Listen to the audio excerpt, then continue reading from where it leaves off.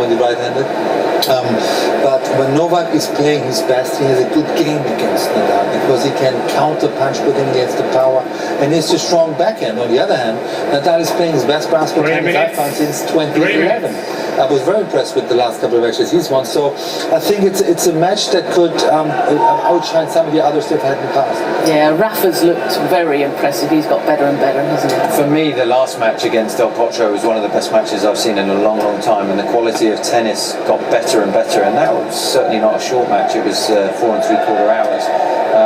Yeah, the way that Rafa was aware of changing up his game, he was using the drop shot a bit, making Del Potro move from side to side, and I think as Boris said, when you play Rafa, who's got such a strong forehand, it's the left-handed shot that goes cross-court into a right-handed backhand. You've really got to have a strong backhand to, you know, counter-attack there, and the backhand is one of Djokovic's best shots.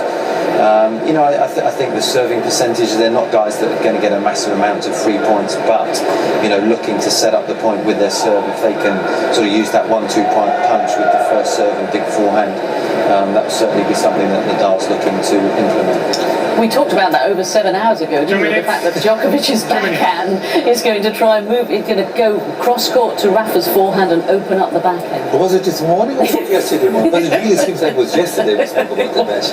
No, the trick will be who controls the baseline, who can hold firm when the going gets tough, and then Novak has the right backhand to counter-attack. On the other hand, you know, Nadal has the forehand, so it's interesting who's going to move the other one around first, because the one that has to leave the baseline is usually losing the points. And you talk about confidence. Rafael Nadal, since he came back after that short break, came back in April, he's only lost 1 match in 32, so confidence is incredibly high. Yeah, he is, and I think it was a very wise decision that, having had such a busy clay court season, winning his 11th French Open Championship, that he didn't try and play on the grass prior to Wimbledon. He knew that he needed to give his body a chance to recover, and at the age of 32, you know, he has to make sure that he treats that as a priority. So then, you know, with the hot conditions we've had, the courts are definitely firm, the ball's bouncing up. He has played great tennis, and he'll fancy his chances, not just in this match, but the final on Sunday if he wins. And yes, Kevin Anderson, 6.5 hours. These guys must be thinking, how much has he got left? You know, in some ways, this is their final. They'll be big favourites on Sunday. Exactly, I think that's the mindset, even though they would never admit that at this stage of the semi-final, that whoever wins this is in a good position then the trophy home. But different playing field though tonight, because it's indoors now. Who does that favour? I would say Novak's indoor record against Rafa is very good, because the elements of the wind and the sun, and just the shadows on the court disappear, and I think it would favour Novak a little bit. Well, they're about to call time, so how quickly can you two get to the commentary box on centre court? We might just go and have a little drink and a snack before we start. Okay. Well, Kevin Anderson is in the final. Who will join him on Sunday? Will it be Novak Djokovic or Rafael Nadal? Boris and Tim are on their way to the commentary box to join Andrew Castle for this fascinating match.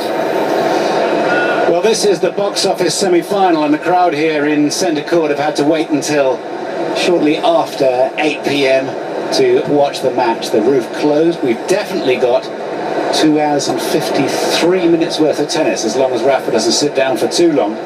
We've definitely got 2 hours 53, and we can probably conclude any game that has started around the 11 p.m. mark. But after that, it will have to end. These are the rules, the license for the operation of this facility under the local authority regulations, and that is that.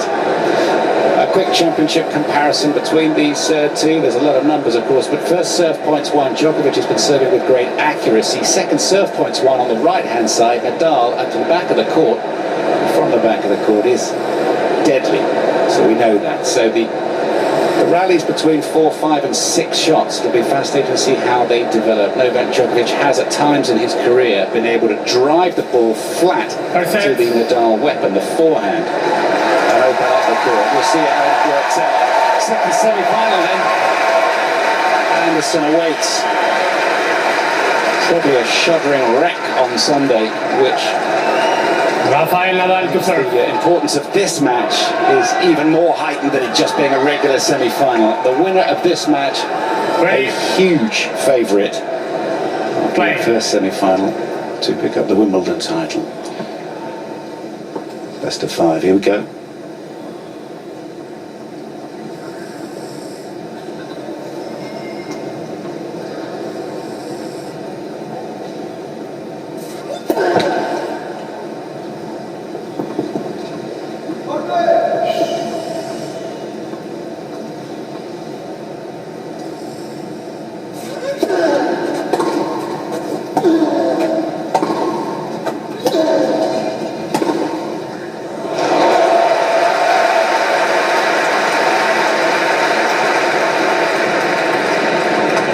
Love 15.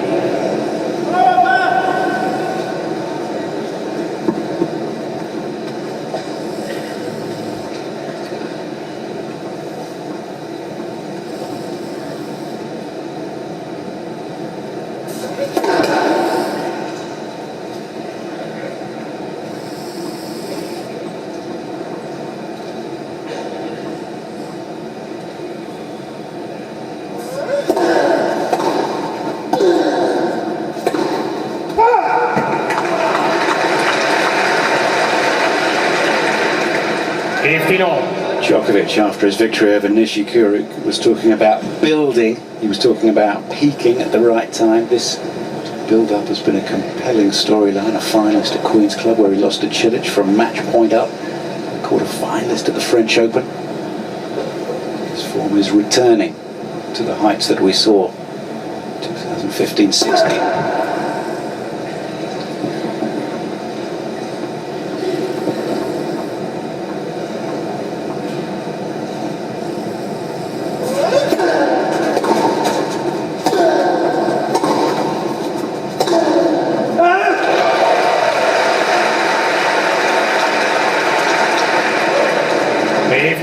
And after a delay of many hours, just settling into a match.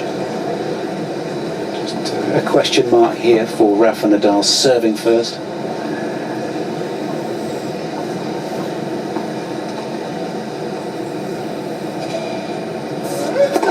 Left for service.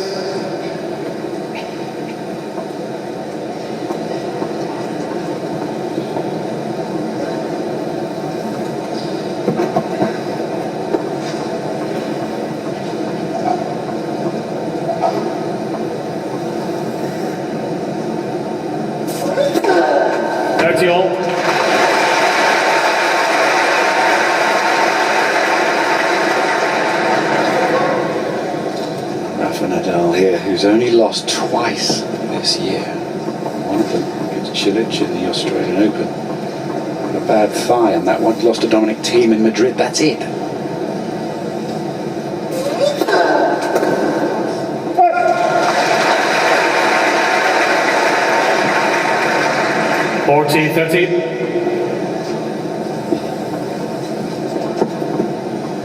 Carlos Costa on the left-hand side.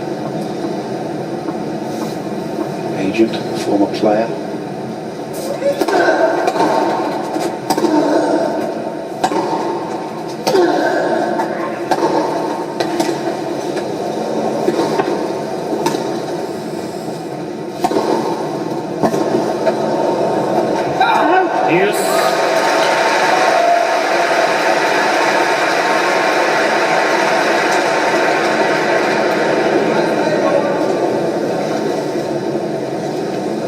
I guess after a 6.5 hour match, it's inevitable that the first game is going to have 11 juices.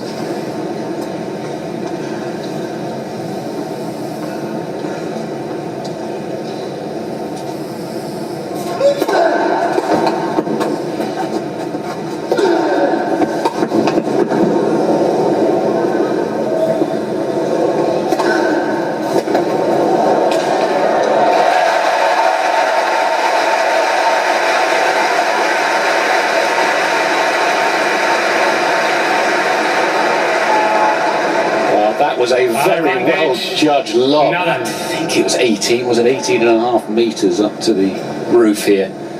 That was all but about 3 centimetres of it.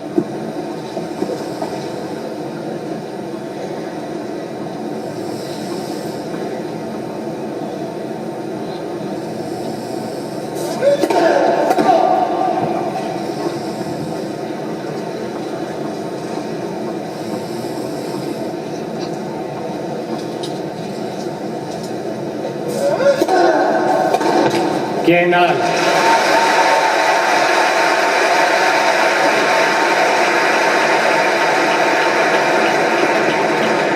Third game. So that will settle both players down a little bit here. Two legends of the game, of course. An 11th or an 8th Wimbledon semi-final for Novak Djokovic. But it's the head-to-head between these two is just ludicrous, quite frankly. It's 26-25 to Djokovic. Let me just get these out of the way. In the Grand Slam Championships, 9-4 Nadal. In Grand Slam semi-finals, 4-0 Nadal. In fact, though, Djokovic has the head-to-head lead against all the other major players of his generation. So, pick your favourite.